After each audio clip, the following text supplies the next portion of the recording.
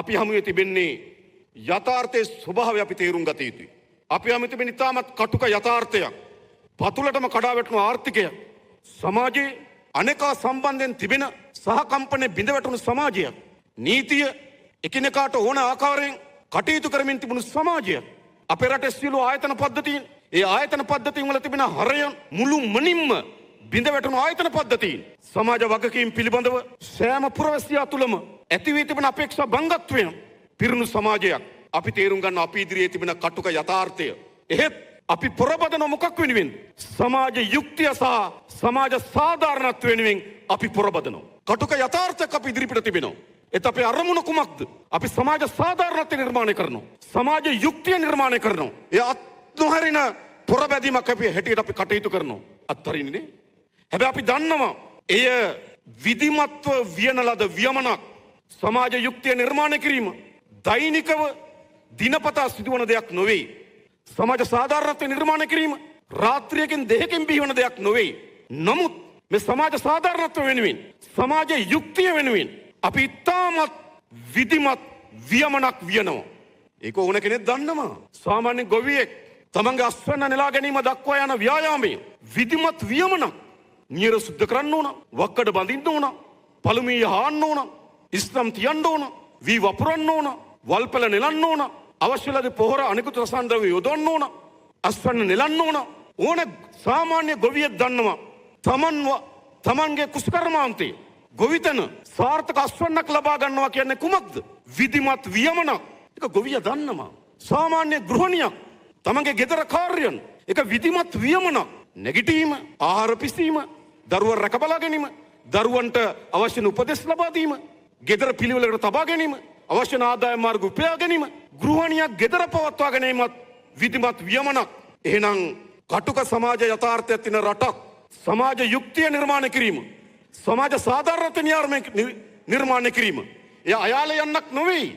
එය ඕපපාතික බිහිවන්නක් නොවේ. එය ඊටම සලසුම් සහගත විධිමත් වියමනක්. මා කියන්නේ එක රැයෙන් ප්‍රතිඵල බලාපොරොත්තු වෙන අයට අවුරුදු 76ක් විනාශය පතුලටම ගෙනහිල්ලා මාස 6න් ප්‍රතිඵල අපේක්ෂා කරන අයට අතිශය කටුක යථාර්ථයක් තියෙනවා. යථාර්ථයක් අපි තේරුම් අරන් තිබෙනවා. ඒ යථාර්ථය වඩා සුබවාදී අනාගතයක් නිර්මාණය කිරීම ඊටම සලසුම් සහගත වියමනක්. අපේ වියමන ඊටම ශක්තිමත්ව නැවත ආපසු හැරයි බලමින් නැවත සමාලෝචනය කරගනිමින් එම වියමන සාර්ථක වියන බවට මේ රටේ ජනතාවට මම සහතික කරනවා. අපි සාර්ථක වියනවා.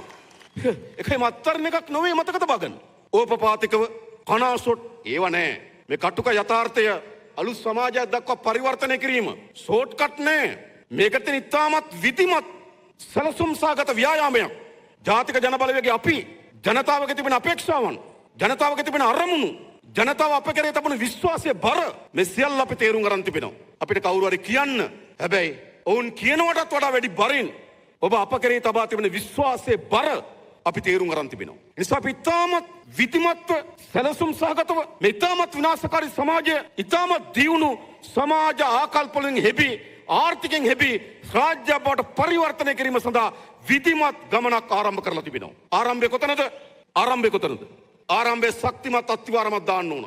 අපිට තිබෙන අත්තිවාරමක් නැති රටක්, තුඹ ගහ කැඩුණු නෞකාව වගේ ඔහේ පාවි තිබුණු රටක්, ඉලක්කයක් නැති, එල්ලයක් නැති, අරමුණක් නැති ඔහේ ගමන් කරපු රටක්, ඔහේ ගමන් කරපු සමාජයක්. අපි මේක විධිමත්ව වෙනස් කරන්න නම් පළමු කොටම අපි ශක්තිමත් අත්තිවාරම නිර්මාණය කළ යුතුයි. ඒක තමයි වැදගත්.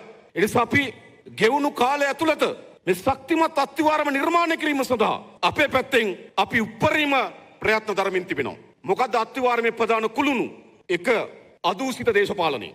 මේ රට ගොඩනැගීම සඳහා ගමන් කරන මාවත සකස් කර ගැනීම සඳහා ගොඩනැගිය යුතු අත්තිවාරමේ ප්‍රධාන කුළුණ අදූෂිත දේශපාලනය. අවුරුදු 76කට පසුව ලංකාවේ බිහි වී තිබෙනවා අදූෂිත දේශපාලනයක්. මහජනයාගේ රුපියලක් හොරකම් කරන්නේ නැති, නාස්ති කරන්නේ නැති දේශපාලනයක්. ඒ කුළුණ නැතුව මේ රට ගොඩනගන්න බෑ. මම ඒ ගැන ගොඩාක් විස්තර කරන්න යන්නේ නැහැ. ඔබ දන්නවා අපි ඒ කුළුණ පිටවලා තිබෙනා මේ අත්තිවාරමට.